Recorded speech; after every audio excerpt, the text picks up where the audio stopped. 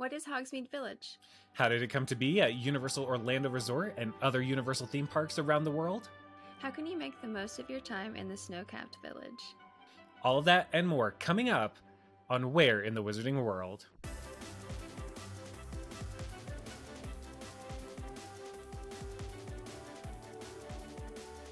Hello, all you Wayfaring magical people. I'm Megan. And I'm Tyler, and welcome to episode 1 of our show, Where in the Wizarding World. Where in the Wizarding World is here to help you plan the perfect vacation to the Wizarding World of Harry Potter theme parks and other Harry Potter locations around the world. So be sure to subscribe or follow wherever you're watching or listening to our show, and follow us on Instagram, TikTok, and Twitter at WizardingPod.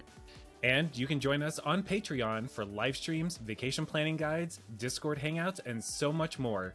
Just visit wizardingpod.com. Today, we'll be delving into the history of Hogsmeade, the iconic village that has been brought to life at Universal Studios.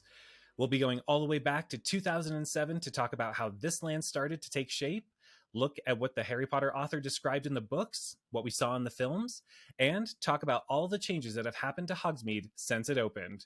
What is there now, and how you can make your visit to the village perfect for you and your family. Now, this is totally just an overview of Hogsmeade in Universal Islands of Adventure.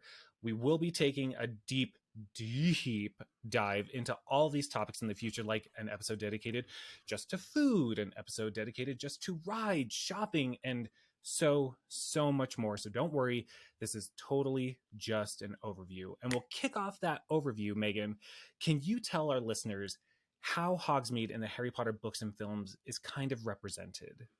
Yeah, so I think we all know and remember that iconic paragraph in the book where it says, Hogsmeade looked like a Christmas card. The little thatched cottages and shops were all covered in a layer of crisp snow. There were holly wreaths on the doors and strings enchanted hanging in the trees. And that just is so picturesque and reminds me so much of like a postcard, and it just feels warm and cozy, and it's amazing. Yeah.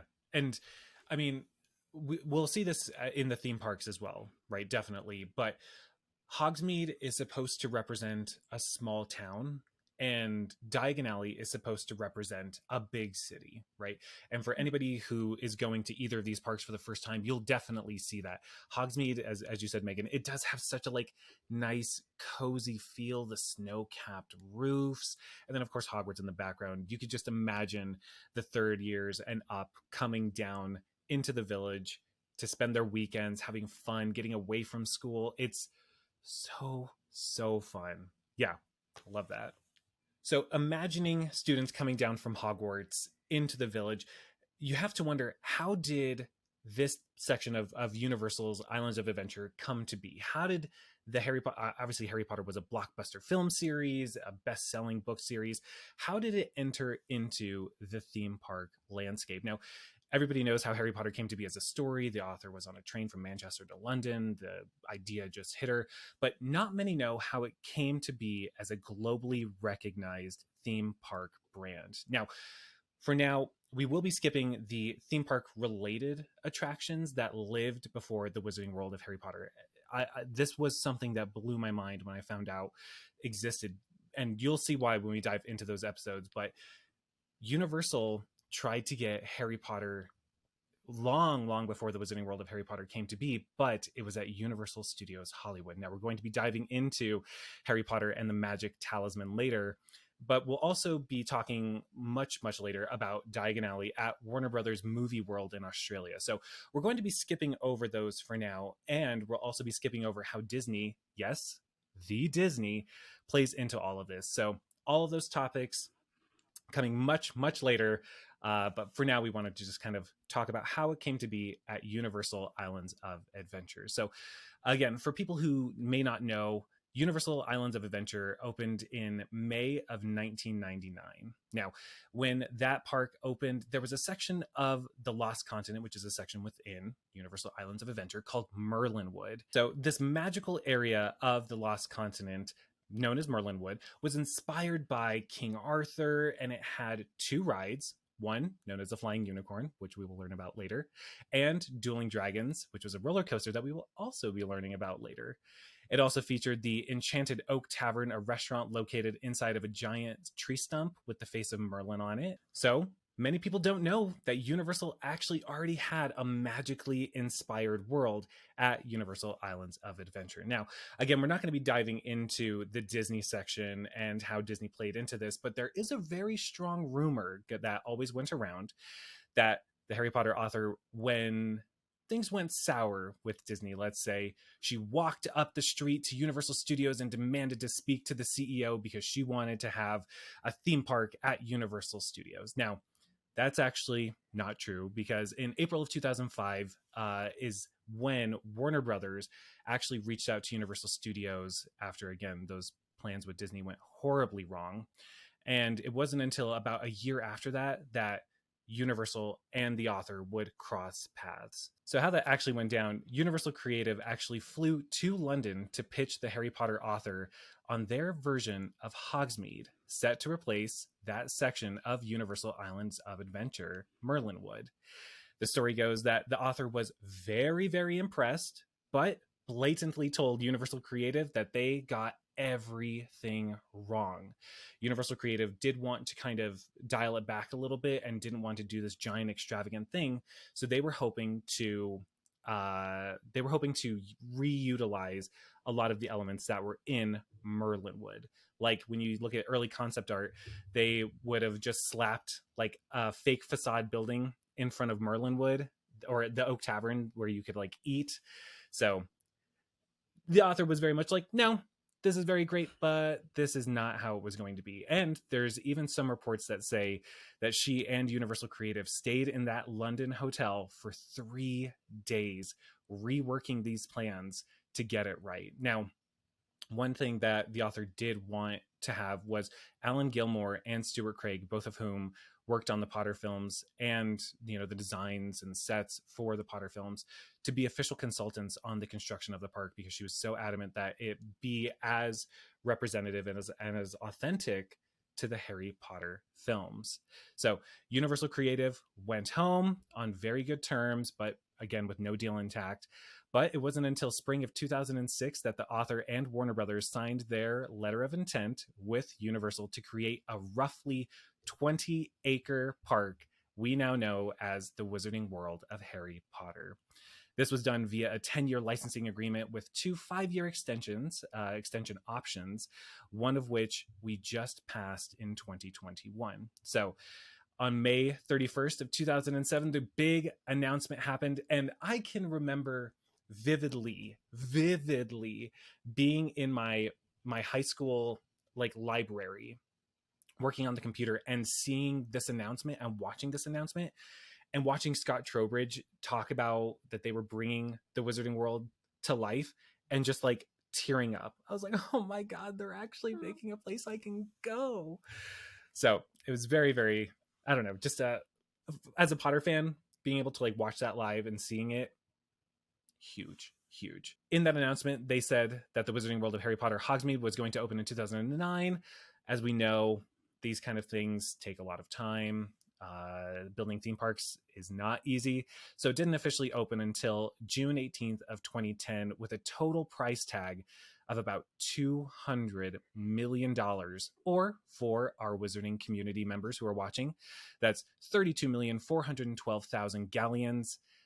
As of January 18th, 2023, that is the conversion. So that's the history of how Hogsmeade came to be. And coming up, Megan and I will walk you all through what's there now and what has changed, all coming up on Where in the Wizarding World. So let's chat now about what visitors can find inside of Hogsmeade, what used to be there, and what might look a little different yet familiar to Merlinwood fans.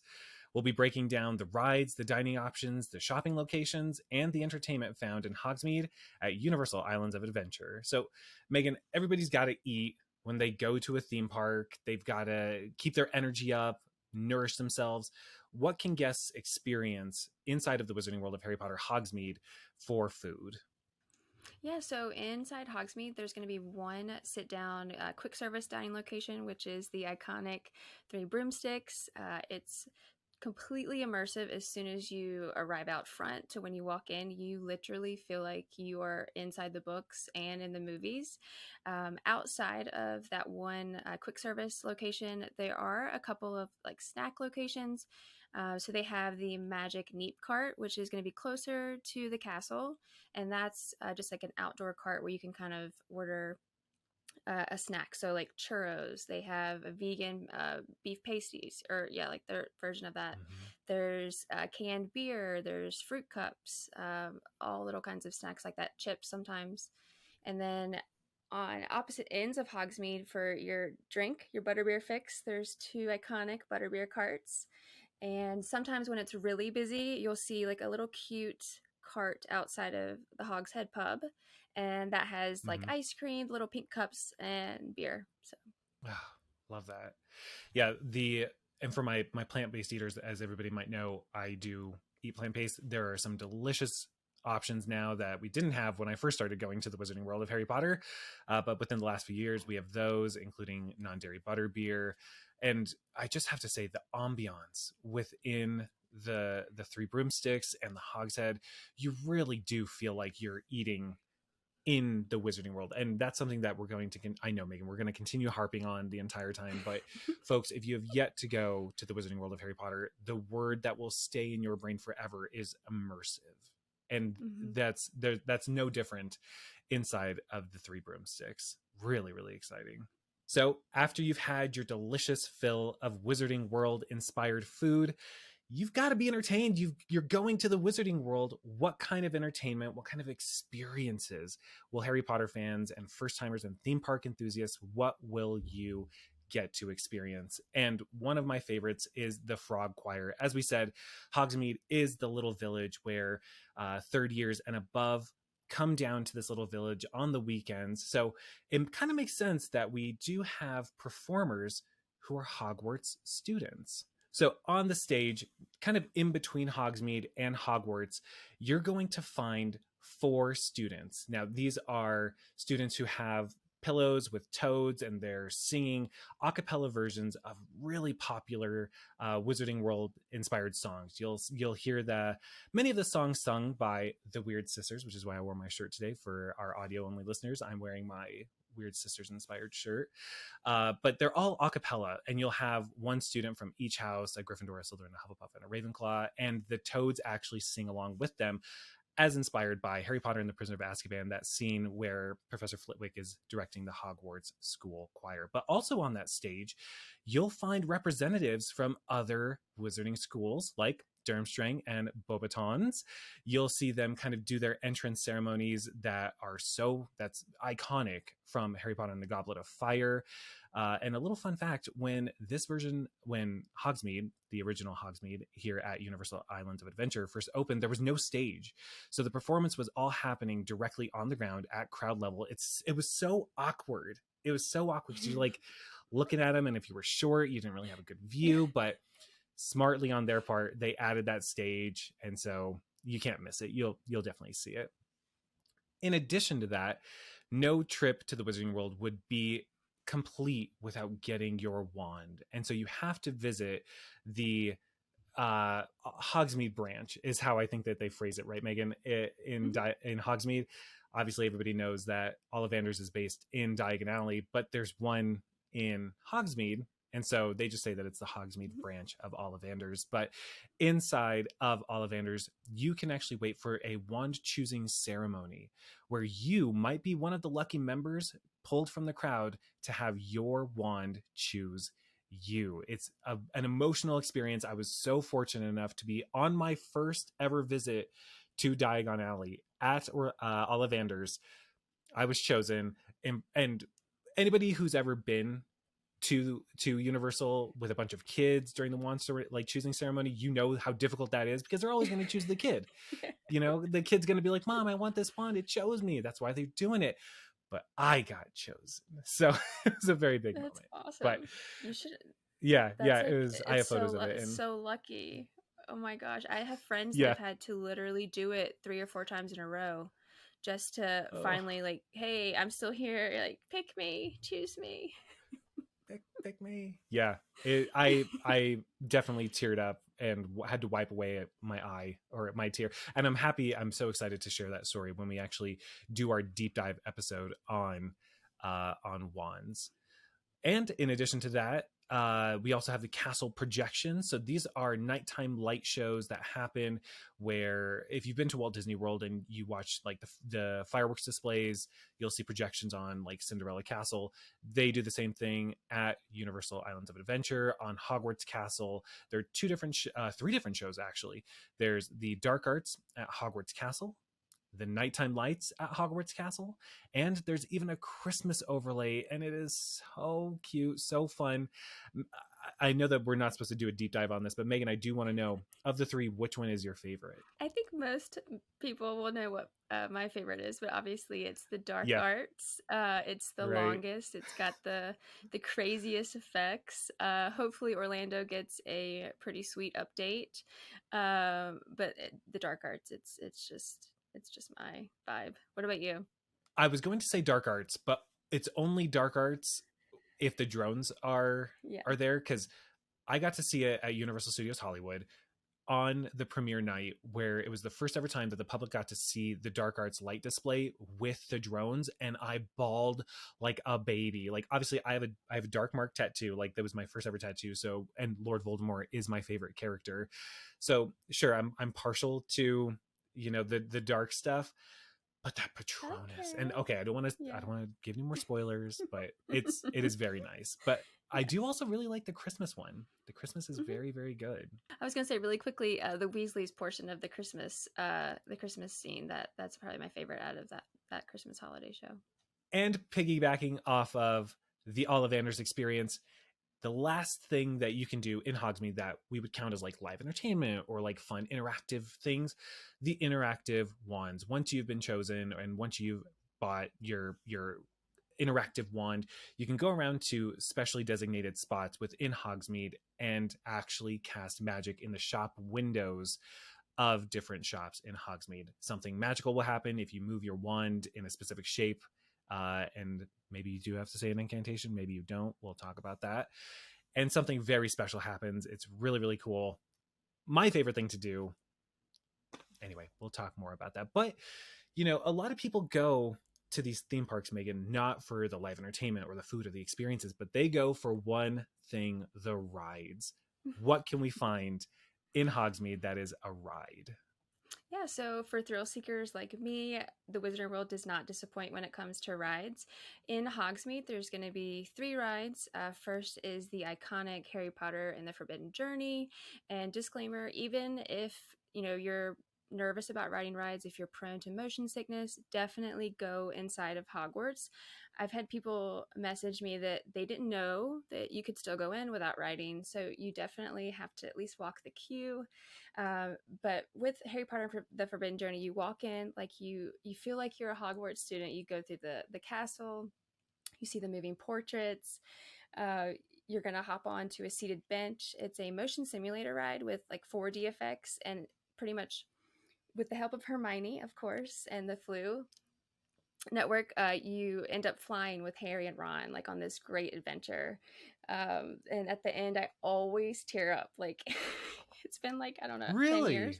And at the end, every time I wave, you have to wave. Okay. It's like the cheesiest thing, but like I love sitting with first timers and like I see them wave and I'm like, yes, you did it. Oh, It's like the cutest thing ever.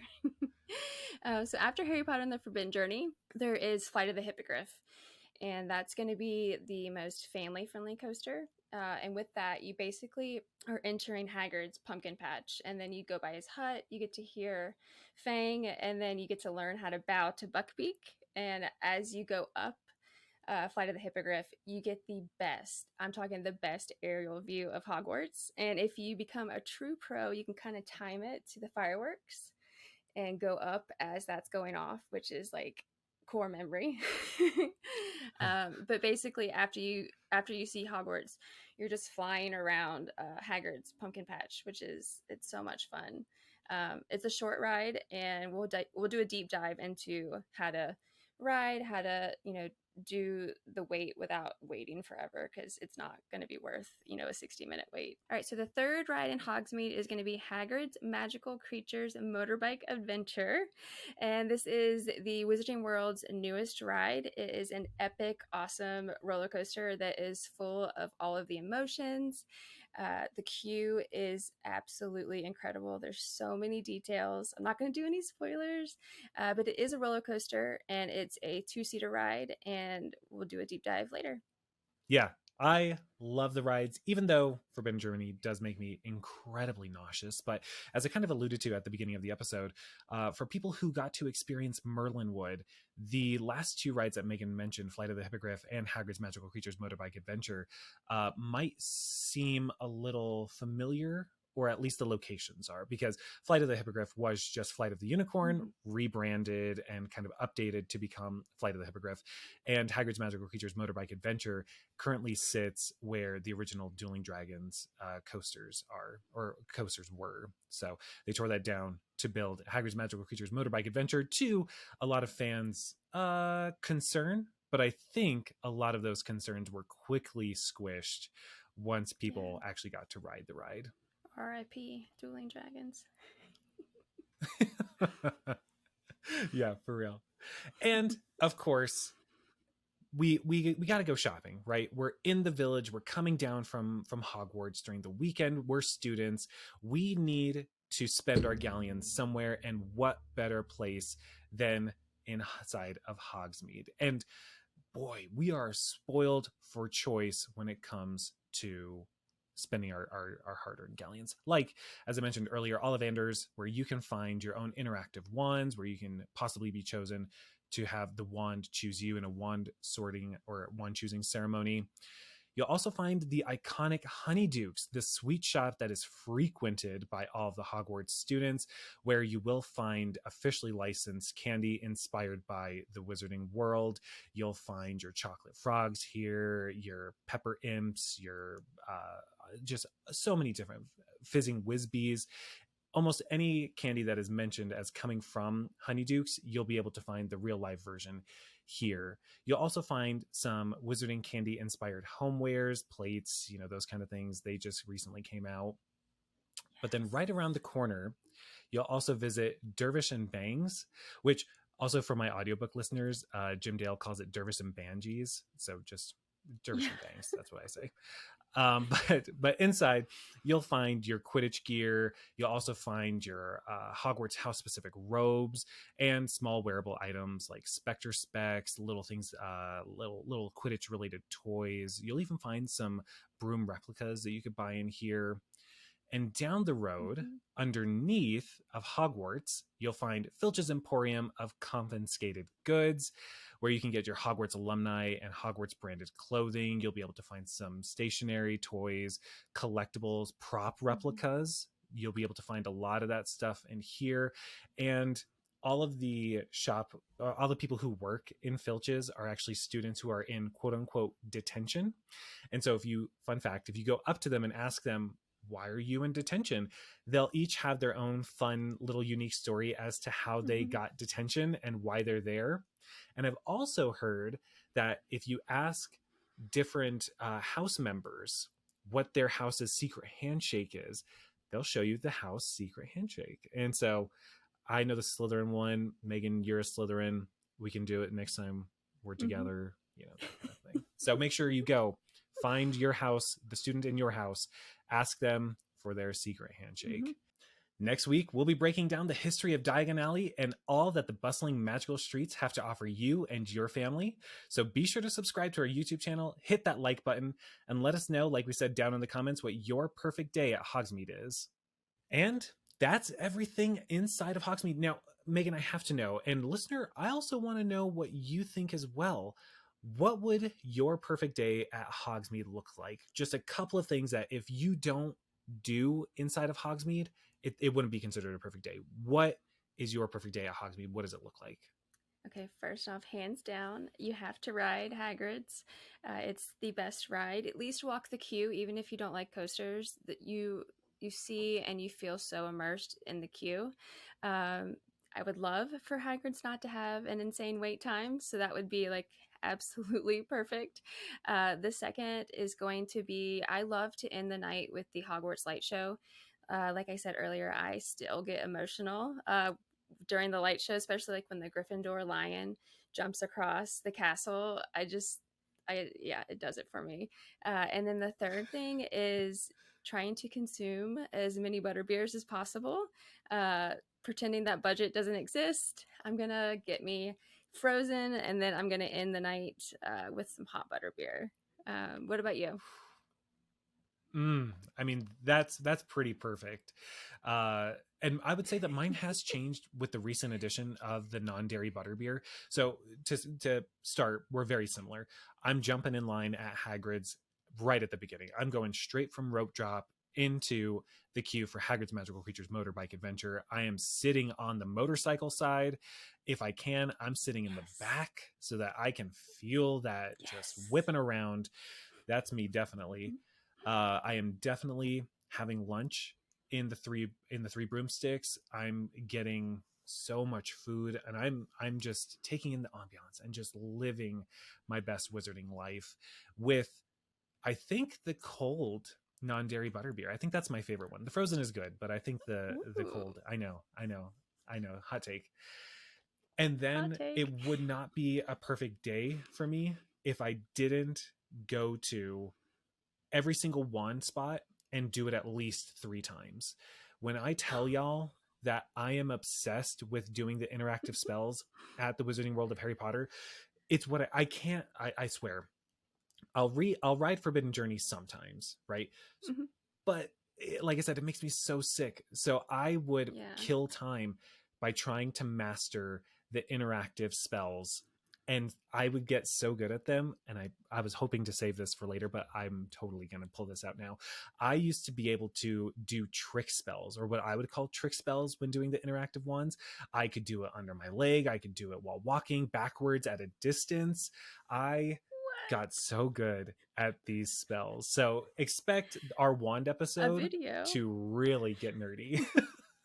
So oh my gosh, that's my perfect day. We're gonna have to plan a trip, or like when you can come down, so I can record these trick spells for our audience, because that's amazing, and that's such a fun thing to do for people, like you said, that don't like the rides, or maybe just want to nerd out. I love that. Oh my god. Oh yeah, I am happy to do it. It's so fun, folks. But though that's our perfect day inside of Hogsmeade. We want to know yours. So if you're watching this on YouTube, drop a comment down below. What does your perfect day at Hogsmeade look like? If you're listening to our show, the audio version, tweet us your perfect day at Wizarding Pod. We want to know. Share it with us on Instagram. Yeah. All right, friends, that's everything for episode 1 of Where in the Wizarding World. We hope you found this breakdown of the past and present Hogsmeade offerings helpful. We'll be doing episodes about the Wizarding World of Harry Potter in Hollywood, Beijing, Osaka, with guests familiar with those parks and their tips on how to make the best out of your visits, so stay tuned. Next week, we'll be breaking down the history of Diagon Alley and all that the bustling magical streets have to offer you and your family. So be sure to subscribe to our YouTube channel, hit that like button, and let us know, like we said down in the comments, what your perfect day at Hogsmeade is. And be sure to follow us on Instagram, TikTok, and Twitter at Wizarding Pod. And for more exclusive content like live streams, Q&As, one-on-one vacation planning, and to hang out with us on Discord, join us on Patreon at wizardingpod.com. So wherever your magical adventures may take you, we'll see you next time on Where in the Wizarding World.